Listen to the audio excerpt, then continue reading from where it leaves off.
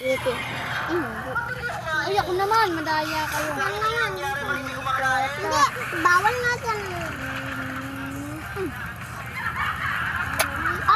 Panalo si Dito. Dito ba yan? Wala na ako. Dito ba yan? At lalagyan natin ng stick. Tingnan ko. Hindi pa nga daw. Isa pa nga daw. Isa pa nga daw. Pagkakawalaan na. Ay! Ano ba kasi? Ito isa sa akin na. Paano ba ito, Mitch?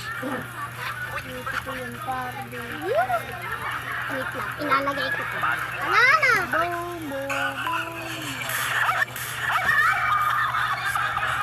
Kasi, ulo na nga!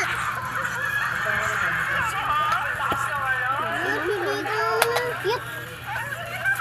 Lagi na ako tayo gano'n. Tara, lagi na lang tayo gano'n. Yup, ako na. Ayun, kailangan ko. Kasi lalagyan naman ito. Dapat ano to Yun. Yan ay question mula kay Noelan Ian Montialto Atienza. ang hirap lagyan ng presyo. Pero sa totoo lang, medyo malaki-laki na rin. Ang pinalalabas lang namin sa show, si Pepito galing sa isang mahirap na pamilya.